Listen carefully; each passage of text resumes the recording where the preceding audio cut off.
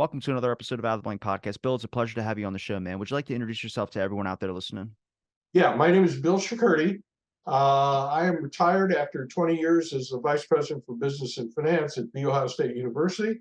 I was also a student there during the 60s and the author of two books about OSU in the 60s. One called Ohio State University in the 60s, The Undoing of the Old Order. And the second one was OSU Student Life in the 60s. So I was very much a participant, now a recounter of that fascinating period. Can you take me through some of what got you interested in looking into OSU, besides being obviously a native of OSU? I'm just more interested in the 60s aspect of things. It was that kind of counterculture revolution, I would say, or movement that was sparking up, even towards the 70s as well, too, with anti-Vietnam. A lot of these issues that were going on. I guess my generation and probably younger generations hear about in history class, but never get the full detail of exactly what was going on. Sure. Well, first of all, having lived through it, it was a fascinating time to be alive. And in the first half of the 60s, if you were a college student, you were kind of regarded as very special. You had the whole world open to you. By the late 60s, the tensions grew, and I was on campus in the spring of 1968. We can talk about that later, but that was a very difficult period. And I remember back then we didn't have cable TV. So and you didn't have the internet, the way you got news bulletins usually was, if you were watching TV, is we interrupt this broadcast to bring you a special bulletin. And every time we'd hear that, we kind of cringe. And think about the special bulletins: the war in Vietnam, the assassination of Martin Luther King, the assassination of Robert Kennedy, all kinds of stuff. So it was both the best of times and the worst of times.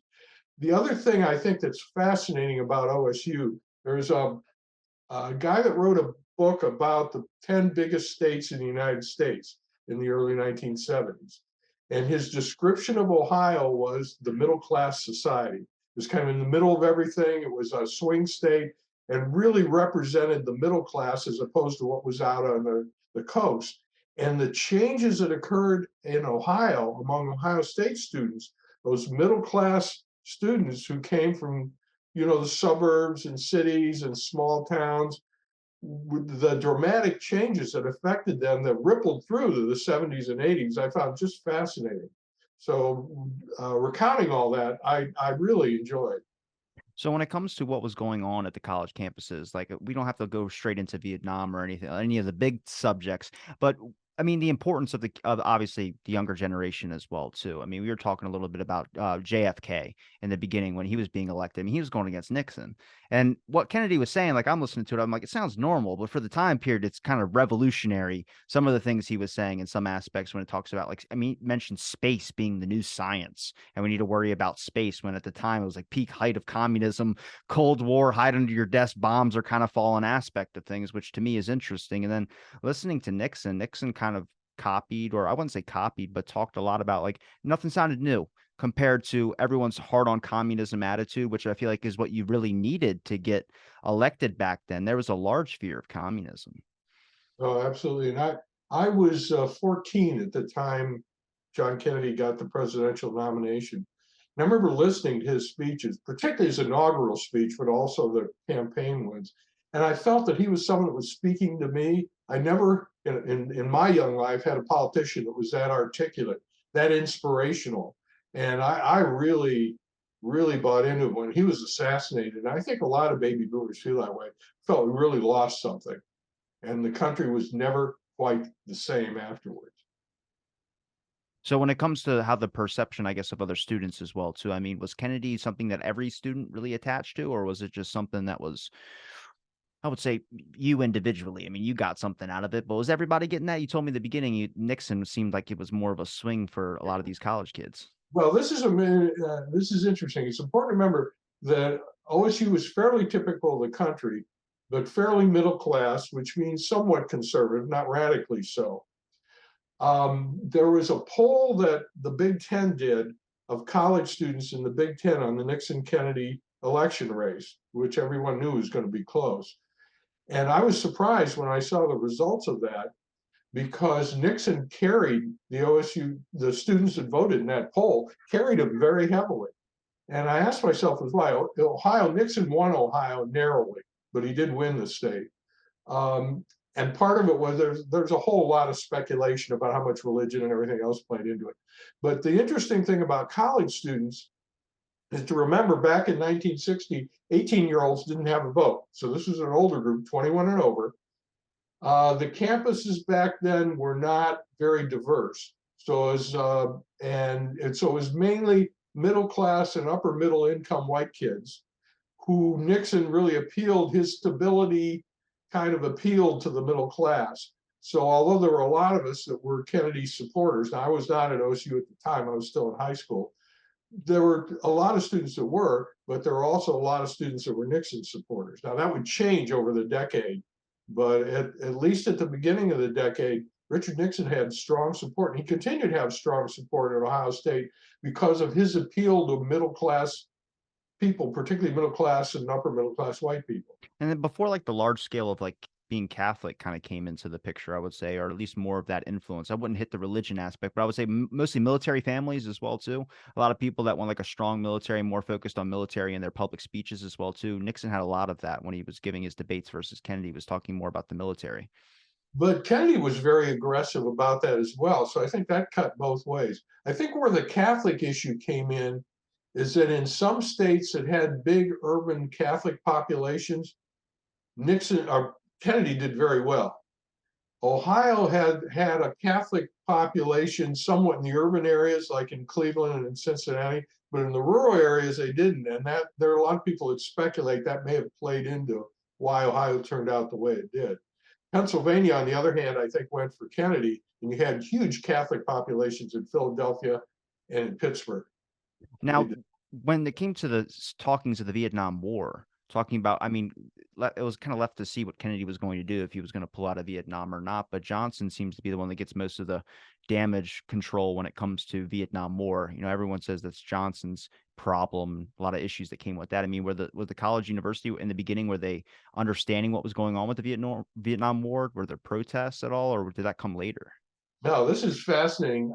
In the early stages of the war, like right after the Gulf of Tonkin incident, when Lyndon Johnson then started the Rolling Thunder bombing campaign and so forth, he had strong support on campus, including from the faculty. They felt, now we were not being told a lot of things, but they were felt it was the right thing to do. Now, as the war went on and ground troops got involved and it got more controversial, that support eroded. There was a fascinating vote sponsored in the spring of 1968 by, I think, Sperry Rand Corporation, which then made computers, and Time Magazine on college campuses, and it polled college students on their views on the Vietnam War. And they did a polling site at Ohio State. This is now in the spring of 1968. So this is after Tet, and the war is becoming somewhat unpopular. In fact, becoming very unpopular. And it shows you, everybody pictures the college students as kind of being monolithic, and they weren't. They weren't as radical as some people felt, or as conservative as others felt. And it was interesting the way the vote played out on the Vietnam War. So the questions were something like, you think we should escalate, stay the course, gradually withdraw, or pull out immediately? Okay, so those are the four options. About 15% of the students voted for the pull out immediately. About 15% voted for the escalate. Less than 5% voted for continuing the current course. So it shows how unhappy people were with Lyndon Johnson. But the majority, 60%, supported pulling out, but on a gradual basis, which of course is eventually what happened. I thought that was kind of interesting because it reflected sort of where the country was at the time. With Lyndon Johnson, his such support in the beginning compared to later on when people kind of started losing faith in him a little bit or just kind of approval of him. I mean, did he know that? Like, did Johnson understand that if he starts off the thing thinking that college kids are the future, much like you see a lot of speeches that happen at college campuses as well too. I mean, I wonder if he was still keeping in the loop of what the college kids were thinking about. I would think with the most protests and there's underground press that obviously started to happen. There's a fake magazine that was created called the Rational Observer, which was from the FBI that was put on a college campus. And it was just anti-Vietnam. So it was like Vietnam War's good. We're actually doing great over there. And it was just countering some of the criticism of what was going on. So I started to wonder when the people kind of had a different opinion of their government, or maybe try to look into more of what was not being said. I mean, I think a lot of people were kind of shocked and kind of taken back by the Vietnam War, but it didn't start out that way. I mean, for what we were being told, it seemed like it was a good reason to be over there. And part of it was there was a term we had back then called the credibility gap. And what it meant is that no people stopped believing what the government was saying because they kept saying the war is going well, and it didn't seem to be. It was still a stalemate on the ground, casualties. There's a lot of mythology about the Tet Offensive, which occurred in January of 1968. And the mythology is somehow that people supported the war before the Tet Offensive, that it was really a military defeat for Vietnam, for North Vietnam, but a political victory. And that's when support eroded. In fact, if you view what most historians have done and check the polling across the country on support of the Vietnam War, it started to erode after we sent in ground troops and the casualties started to mount up, and the war didn't seem to come to an end. What the Tet Offensive did is kind of reinforce in everybody's mind that the war was a stalemate, not that we were winning or we were losing, but that we couldn't affect the outcome, and it just more young men were dying. And that kind of got Lyndon Johnson in a box until it looked like he was going to pull out a peace deal. Remember, right before the election, and Humphreys standing then shot up, but of course that didn't happen. So I mean, even if you agree pulling out, it would have to be a stalemate if you know you can't win. I mean, if it looks like you lose, it's I would say I would agree with the political part of that. I mean, the other country going to goes like, that's what happened. You guys lost that. And then as the American public as well, too, as much as they want it out, has America ever accepted the loss factor of thing? That's really hard to do. That's a credibility thing. That's a big issue. Even if it's what the people want, it does not look good. And a lot of people back then were patriots as much as they are patriots today as well, too. well, the interesting thing is that whether you agree with Nixon or not, the political strategy that he developed of how he explained what he was going to do was pretty sophisticated. He said, we'll have peace with honor. So we will gradually withdraw, but not in a way that causes dishonor to the country, which didn't quite turn out that way, but for getting through the 1972 election, it did. The other political imperative to think about that affected Lyndon Johnson a lot, because remember, he was a senator before he was vice president. And he was a senator during the Truman administration when Truman was accused of, quote, losing China when the communist Chinese were able to capture that. And in the back of his mind, politically, he didn't want to be blamed for losing Vietnam. Therefore, he stayed in there. And I think there was an element of that even in the Kennedy administration. There's a lot of back and forth about whether Kennedy would have pulled out or not.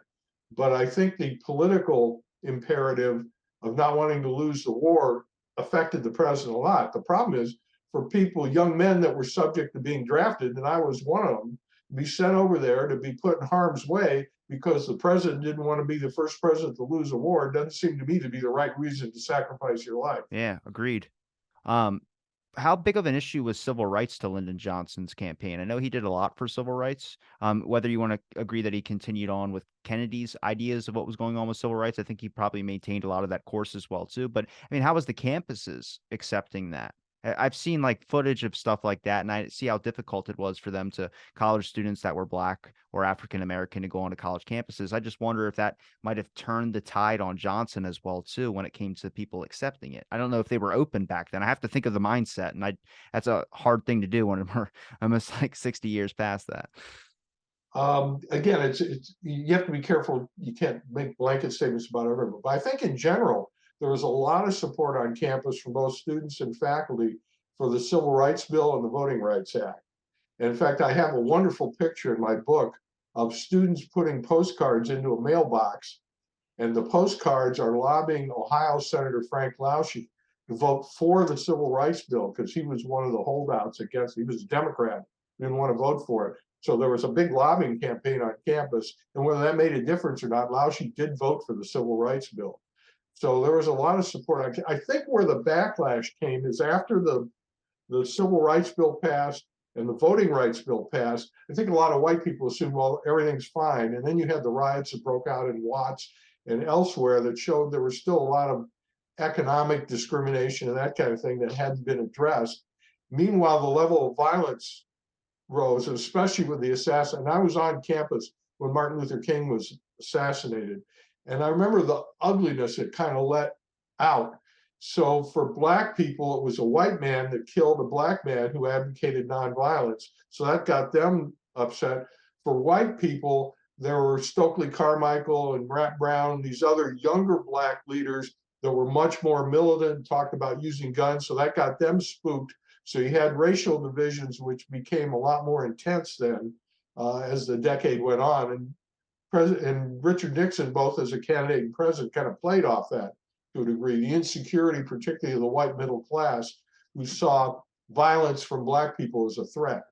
How did Nixon do damage control? I mean, you have to think if you have campuses already being divided on issues like that as well, too, protests, riots, violence is going to break out. I mean, did he give public speeches about it? Did he go onto these campuses much like he might have done in the beginning when he was running for campaign or just visiting some of these campuses? Well, as a candidate in 1968, he was one of his big themes was law and order. That Johnson and the liberals had let things get out of control, and that protesters who he argued represented only a minority of Americans, were out of control, and so they advocated cracking down on campus protests. Really? Um, in in fact, the big climax to all that were the shootings at Kent State by Ohio National Guardsmen. And Nixon originally was not very sympathetic to the students. He talked about bums on campus and that kind of thing. And that kind of got him on the opposite side of college students. There was a shooting on Ken. What'd you say? You said there was I had never heard of that. Okay. Well, this is in the spring of 1970. And remember, on April 30th, President Nixon went on national TV and announced, even though he'd been arguing that he was withdrawing troops from Vietnam, that he was sending US and South Vietnamese forces across the border into Cambodia. He said he was doing it to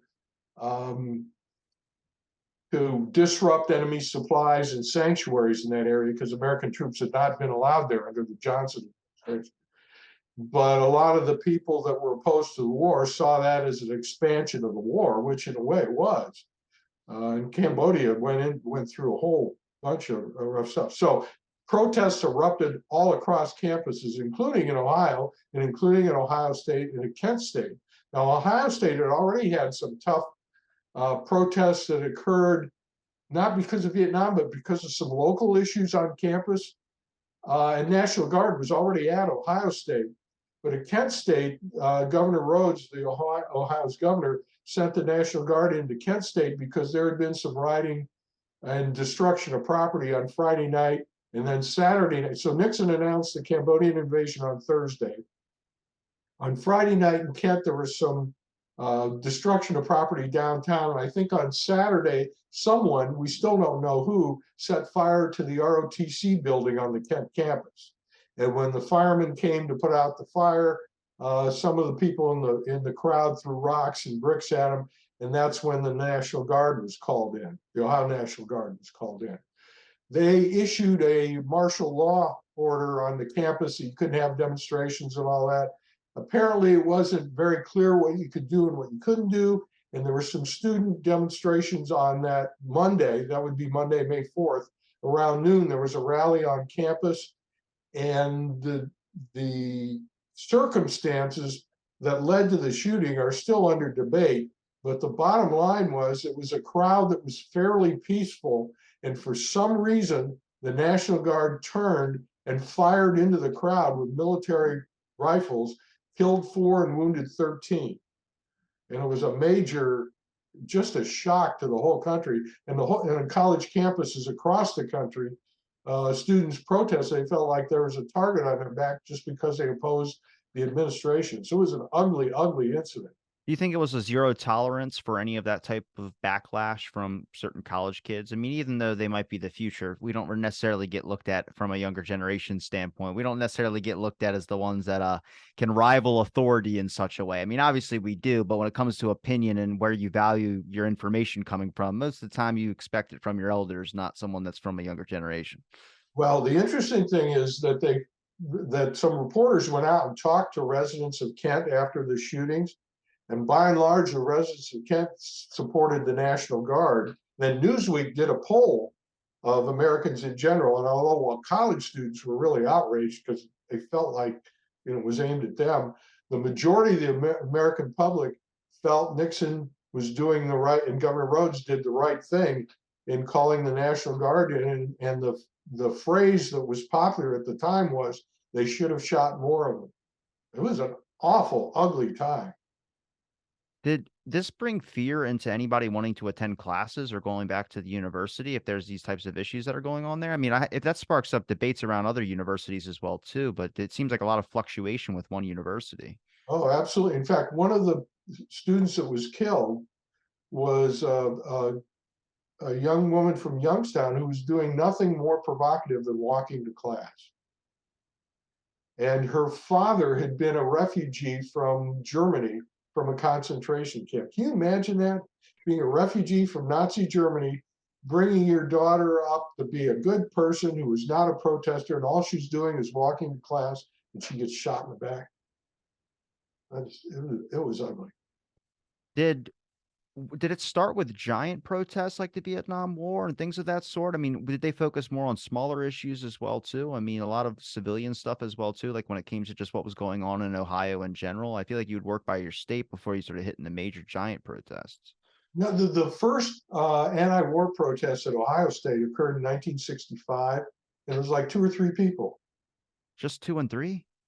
Yeah, and in fact, one of those protests that was on Veterans Day, and some of the people in the crowd yelled at the protesters for speaking against the government on Veterans Day. So, and in fact, in 1965, there was a blood drive on campus to support the troops, and it got a tremendous amount of support and amount of blood donated.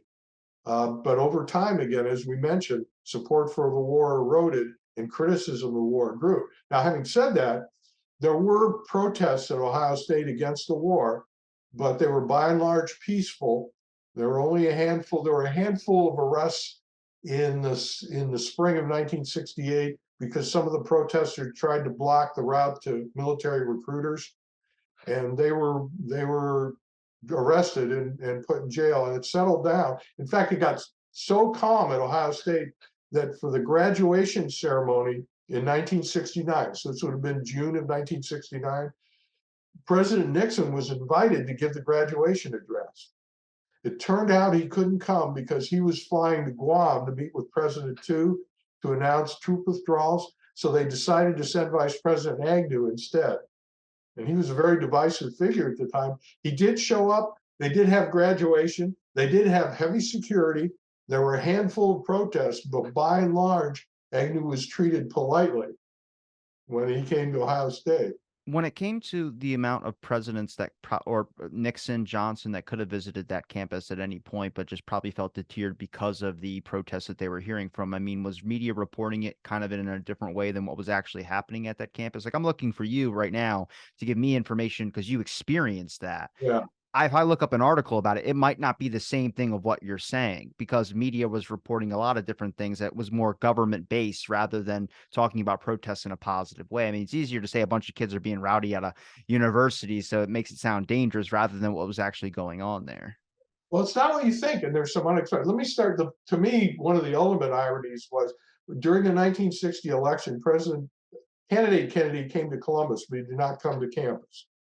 But he did send Lyndon Johnson. He gave a speech an outdoor speech in September to a crowd of a couple hundred, and it was recorded. And one of the things he said to students then was it was important that they vote because what government did affected their lives. And of course, the irony of that statement was when Vice President Johnson became president and made the decision to escalate the war in Vietnam, and therefore up draft calls, a lot of college students ended up being affected by that.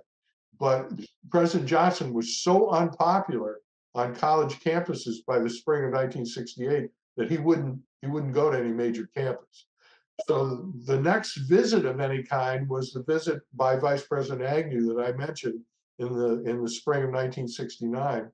The irony, a second irony is that so the campus appeared to be quiet in the 68-69 school year, in part because the administration really cracked down on protests. The small protests that there were, they went after them, they threw the kids in jail and that kind of thing. But the issues were simmering below the surface. And I found a letter in the archives from a couple faculty members who worked on what they called the Center for Disaster Recovery. It's what we would call today first responder training. And they wrote a letter to the dean of students and they copied the rest of the administration. They said, because of our work, we're out and about a lot in Ohio communities.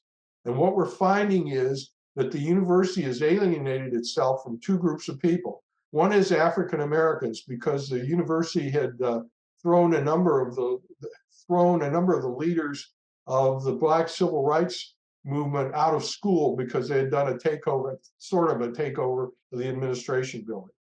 So what these two professors said is that the Black community is really upset with the university because they felt you've treated Black protesters more severely than white protesters.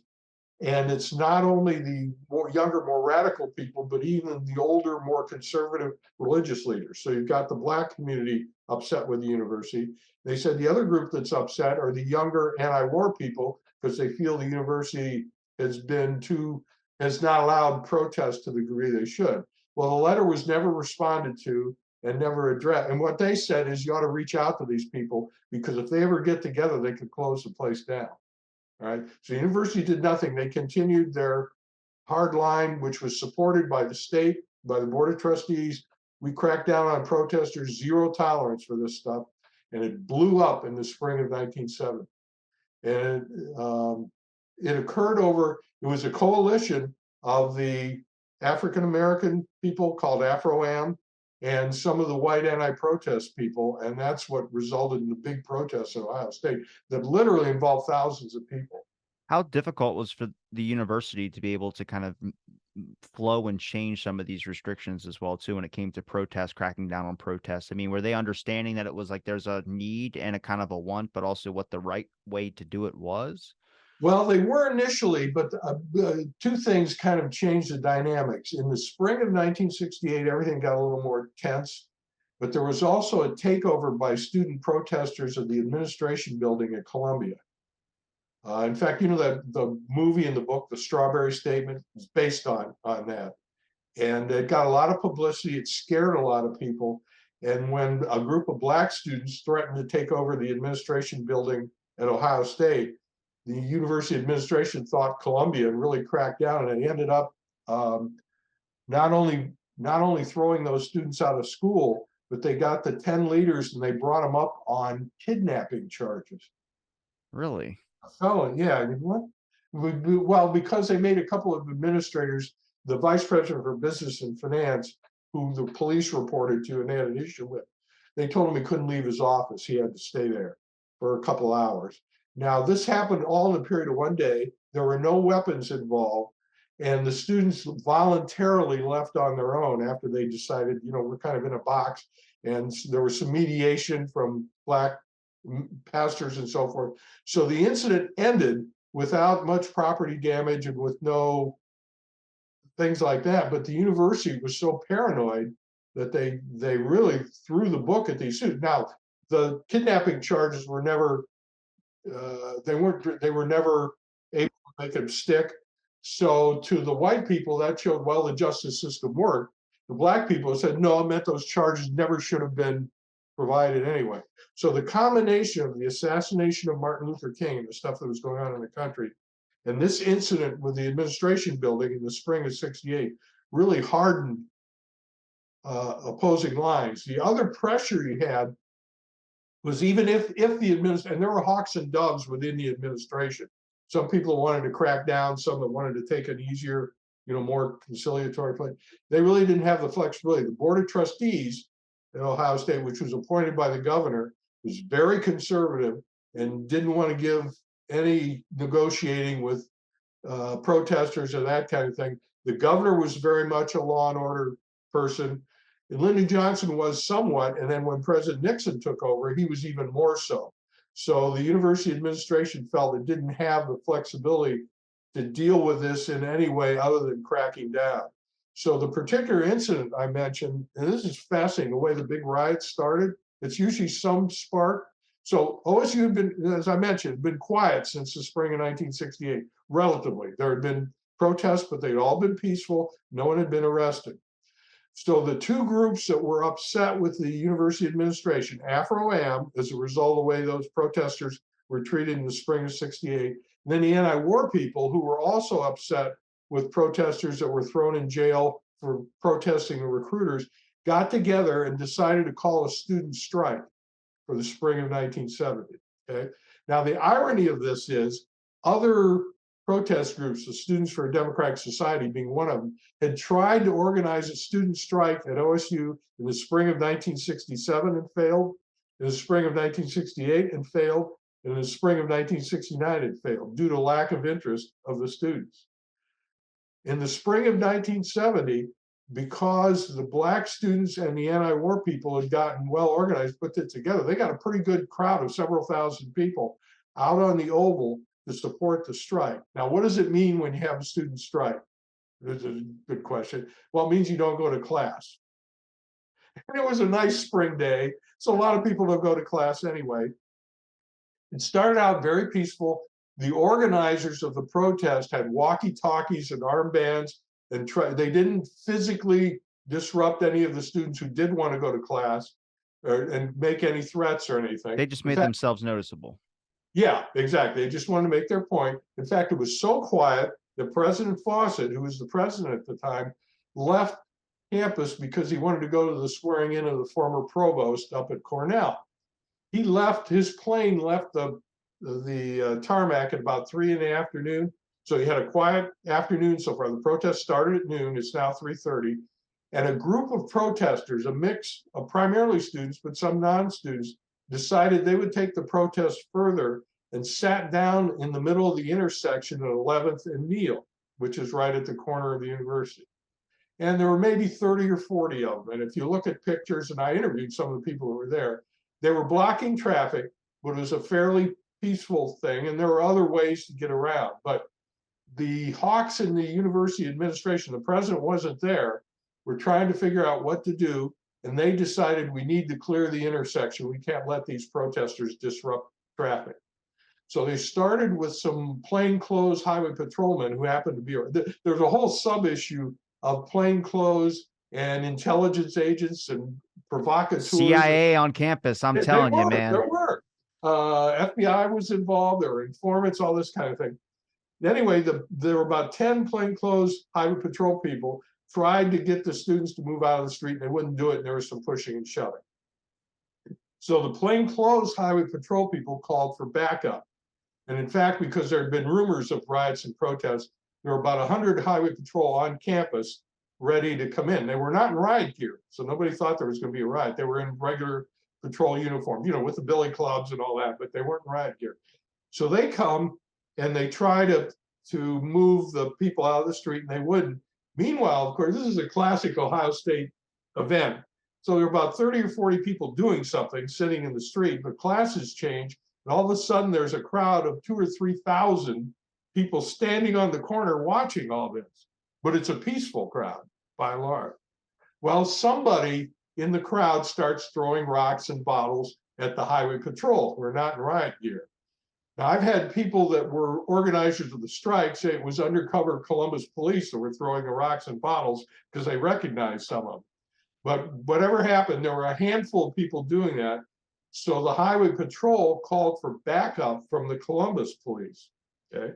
Now picture this: 60 police cars blowing down High Street, the main thoroughfare between downtown and campus, and coming into campus and unloading about 200 Columbus police officers in full riot gear.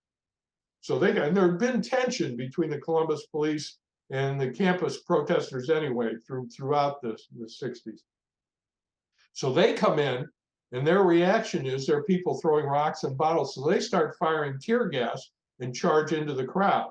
Well, that clears the street, but what happens is not only do the protesters split, but all the spectators around there, to get away from the tear gas, charged up the street away from the intersection, and they're going past there. If you're familiar with the Ohio State campus on 11th Avenue, there's a series of about a dozen high-rise dormitories, each of which houses maybe 500 students. So the police are not only shooting tear gas at the people that are leaving the intersection, they're shooting tear gas into the windows of the dorm. Well, what does that do? Calls everybody to go outside. They come out and they're pissed off. The police chase this huge crowd up through the center of campus, across High Street, into the fraternity and sorority area. Now, the Greeks, by and large, tended to be more conservative than other people, but the police start shooting. I had a number of eyewitnesses tell me this. Tear gas into the fraternity and sorority house. Same thing. Makes them, it's like stirring up a hornet's nest. Yeah. So they come out, and it gets so out of control. By now, President Fawcett has flown back to campus. It's in the evening. Everything seems to be out of control. There are thousands of people in the street. There's tear gas everywhere. So they asked the governor to send in the National Guard to preserve order. And that's when okay. No, but the National Guard comes in, and they actually cleared High Street, and things settled down the next morning, although it was kind of tense. All right. I interviewed students that were involved at the time. I was not on campus at the time. I was in the Army in Germany, but I talked to students that were there. And they said in their view, they did not like the Columbus police, but they felt the National Guard were college students just like they were. And initially, the relationship between the students and the National Guardsmen wasn't horrible. The campus was tense, but it was under control. And now this is on Friday. Okay, so the blocking of Neal and 11th occurred on Wednesday afternoon. The National Guard was called in Wednesday night about midnight. Thursday was a little tense, but the National Guard had succeeded in restoring some degree of order. By Friday, with the weekend coming, a lot of students are going home. Ohio State had a lot of commuters back then, and they're thinking of pulling the National Guard out. Okay, that's how quiet it got. Well, while it was quiet at OSU after a big eruption, that's when Kent State blew up. And then on the afternoon of May 4th is when the 4 students were killed and 13 wounded. Well, word of that came down to Ohio State. There were still protests, but they had been somewhat peaceful. But the original, you didn't have the internet back then, and the initial news reports, which are always wrong, said that both students and National Guardsmen were killed at Kent State. So now you've got at OSU a group of protest, and this is the irony or the timing of this. There's a awards ceremony going on for the ROTC detachment, the Army ROTC detachment at Ohio State on the athletic fields near the hospital. Ohio State at that time had the largest Army ROTC contingent in the country. So this is several hundred ROTC cadets. There's a group of protesters up on the Oval who were protesting, everything in general, that heard then about the Kent State shootings and had heard students had been killed. So they decided to march on the ROTC ceremony down near the hospital. So that chain reaction. Yep. So the university hears about it, and then they call for more National Guard support. So National Guard troops are trucked down there with loaded rifles, just like they were at Kent State, to keep order. And you had the potential for a horrible blow up. And what happened, and I never could find out exactly who did this, but some of the leaders from the protesters talked to the ROTC commander, and they said, this after what happened at Kent State, this is really serious. Let's see if we can agree on how we're going to deal with this. And what they agreed to, as long as the protesters did not make physical contact with the ROTC cadets, they could protest and the ceremony would go on. And I've got pictures, and somewhere in the book, of protesters infiltrating the ROTC ranks, but the ROTC soldiers keeping their discipline, the National Guard people keeping their discipline, the protesters keeping their discipline, and no one was hurt, injured, or arrested in that particular afternoon. That's amazing. They really dodged the bullet there. But the next day, so this would have been May 5th, relations between the protesters and the National Guard now on the Ohio State campus are getting tense because of what happened at Kent. And so there's throwing rocks and bottles, the National Guard's throwing tear gas. And President Fawcett, I think wisely, on May 6th, decided to close the university down and send everybody home. But boy, it was a tense time. The university reopened 2 weeks later, and they managed to keep enough order that graduation could take place under heavy security, and the university move on. But it was a very tense period. Do you believe any of those people that said they were agent provocateurs that were throwing those rocks in the beginning? I certainly think it's possible. Stuff that's come out since then. There were a lot of congressional hearings on the role of undercover police generally in the country, and they found a lot of abuse. That, in fact, at Kent State, there was a theory that the first shot was fired by an informant that was on the payroll of the National Guard, not by anybody else. Now, that's based on tape recorded evidence, and nobody can prove it or not. But I certainly think it's possible. I think it's also possible there were people, either students or non-students on the protest side. It wasn't the majority, but felt that their needs would be advanced if they could create a confrontation. I also had an interesting, this is the gentleman has unfortunately passed away, but I was able to speak with him before he did. I talked with the gentleman who was the commander of the National Guard unit that was called to Ohio State that evening, the evening of April 30th. He was at a soccer match in Gahanna watching his daughter when they found him and said, "You have to get on campus. The National Guard's been called up." So he told me he got his soldiers, and before he put them out on the line, because Ohio National Guard then were under orders when they went into a riot situation to have loaded weapons, which I think is stupid, but that's what they did. But his interpretation of loaded weapons was that, yeah, they could put the magazine in the M1 rifle, but they were not the chamber around, which would be the same. So you couldn't just, you had to leave the safety on, so you couldn't just fire away. And he said he told his non-commissioned sergeants and his lieutenants to check every man's rifle so that no one had a rifle with a round chambered in it, because he was afraid some hothead or somebody would panic and it would start a thing. So they were under very tight, that National Guard unit was under very tight control. And so he had very few injuries and no deaths at Ohio State. The National Guard at Kent State was under a different commander, and they were very aggressive, and as talked about earlier, ended up opening fire on an unarmed crowd. So you had very different players in two different places that had two different outcomes. How do you solve something like that when it's conflicting strategies, not just in the National Guard, different directors, but when you look at things like the mindset of the kids on college campuses that want to protest, and then also the muscling down techniques of the government as well too, like just for show, like show up there, line up side by side. It doesn't need to be, you don't need to do anything to them. Just give a presence there, and it'll maybe deter some protesters from doing that. You can't have people in the middle of the street, whether it's peaceful or not.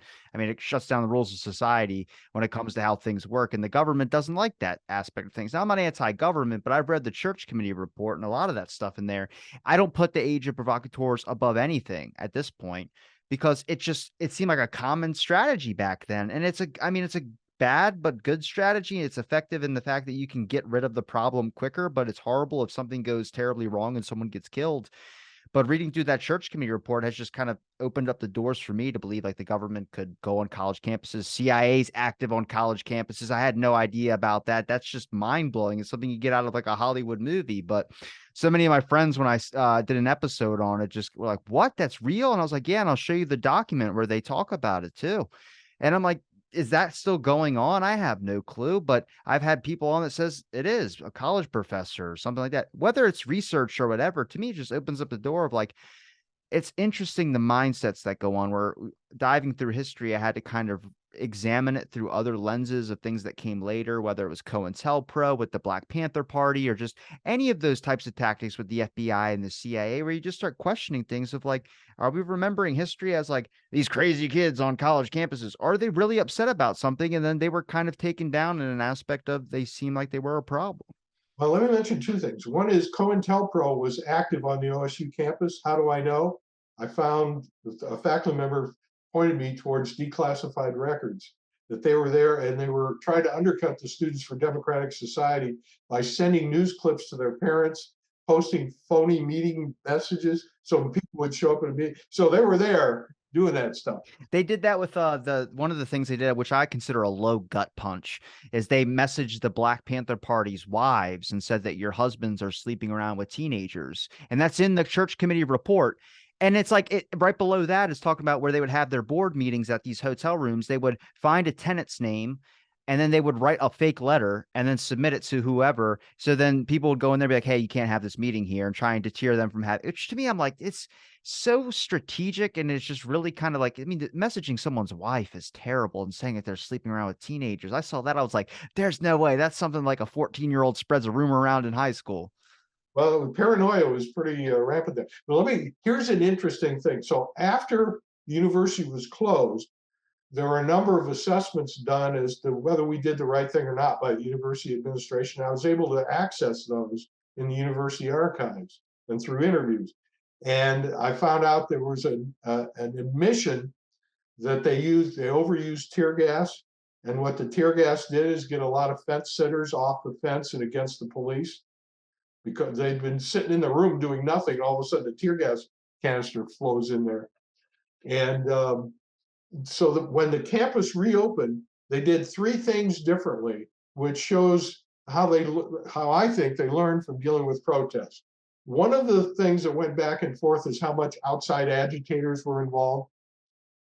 And I was able to get a hold of the arrest records and find out that the leaders of the protest were registered OSU students.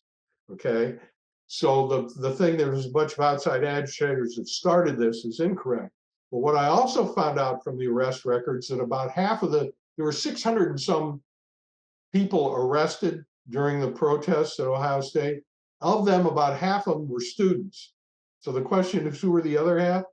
Columbus residents that were either high school students, gang members, voyeurs, assorted troublemakers. So you had some local outside. So when the university reopened 2 weeks later, they adopted they said, instead of having the National Guard on the campus chasing protesters, we'll use the National Guard to ring the campus, and to get on campus, you needed to show a student ID.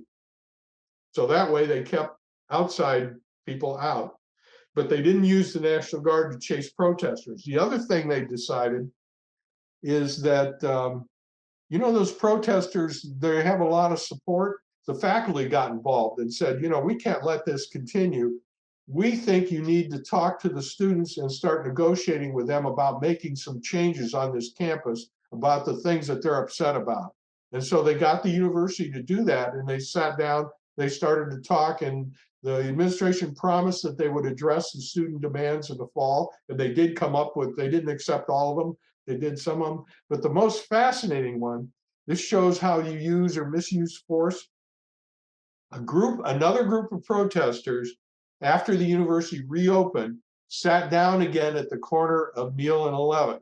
And clearly what they were trying to do is provoke a police response to start this all over again. This time, what the university administration, the National Guard, and the Columbus Police decided to do is, we will ignore those students sitting in the street. And if you ignore them long enough, there won't be a crowd, they'll go away, and that's exactly what happened. So had they done that the first time, you might have had a different outcome. And I interviewed people. There was a faculty committee that looked at the riots, and they said one of their conclusions was that a lot of the students who were just moderates or fence sitters, weren't radical, came off the fence after they'd been tear gassed, and were really upset with the Columbus police. And there are a number of polls and stuff done afterwards. This is also interesting, on who the students trusted or didn't trust. Okay, these were scientific polls done by faculty of OSU students. And among the people that were, the strike leaders were sort of trusted, maybe half and half, but a lot of the students said, we support what the strike leaders are advocating, but we don't like their methods. The traditional student leaders, the student government body president, that got a little more support. The people that got were the most trusted were the faculty. Interesting, but not surprising. Guess who was least trusted? Columbus Police, and the administration. I Both of can them.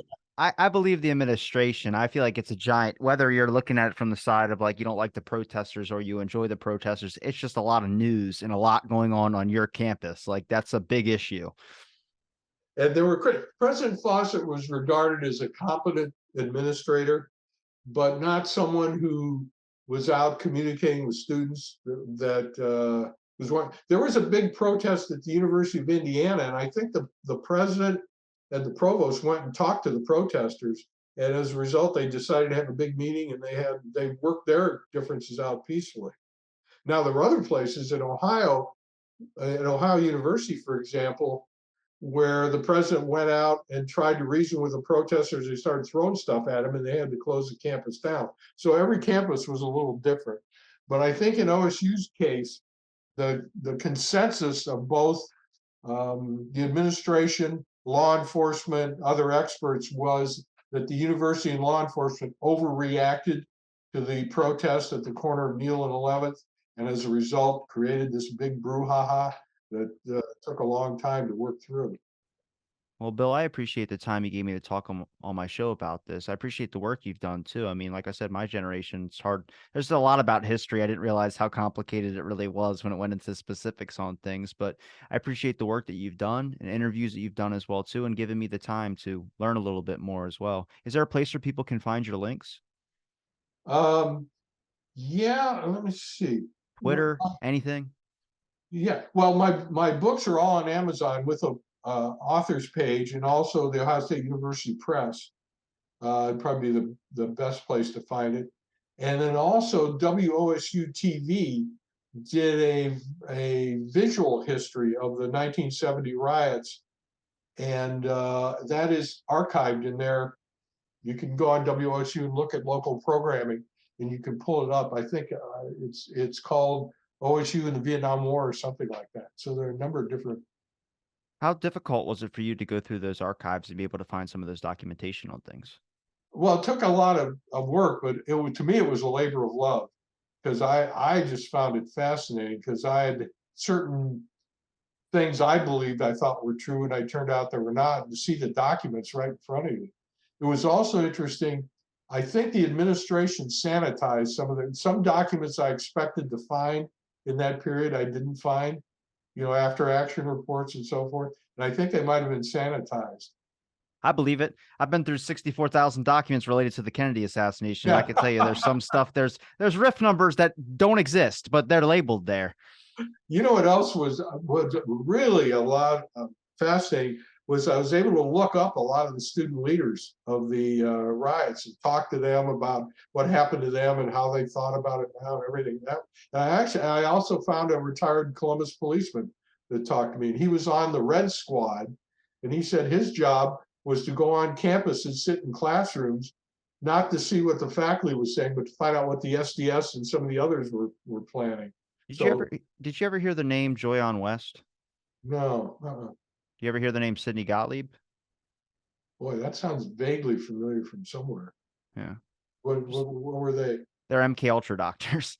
One of them was on a campus, and I don't remember. I think it was Ohio. It says in one of the documents. I don't know if it was Joyon West or not, but I'm so curious on like, because if you look into, I'm a big interest in MK Ultra, but they used over 44 college universities, and I saw it and I was like, oh God, I went to one of these colleges, and I was just like, you're looking at it, you're like, that's crazy. I mean, I've talked to people with campus, CIA on campus, but Spy Schools is another book by Daniel Golden, and he talked about interviewing a Yale professor that was talking about he was working for the CIA, just research wise, but it was something like invisibility, and I'm like, what the hell are we? This is a movie. What are we talking about? Invisibility? Probably not getting anything done, but he threw it into his book, and it was just like really rough ideas and stuff on it. And I'm like, well, I mean, if the CIA reached out to him, I don't know what the heck's going on. To me, it just sparks up a bigger interest, because like learning about how ingrained our institutions are as well too. I didn't know this stuff when I went to college, and now that I'm learning about it when I got out of it, I was like, dang, I would have asked every single person if they were a CIA agent or an FBI agent or just did something. I know you can't tell me, but real quick, behind the school or something, if you give me like a thumbs up while you're walking to your car, just like, all right, cool, right on. But Bill, seriously, I'm gonna link all your links in the description. I appreciate the time you gave me to talk. And thanks everybody for listening to this episode of Out of the Blank podcast.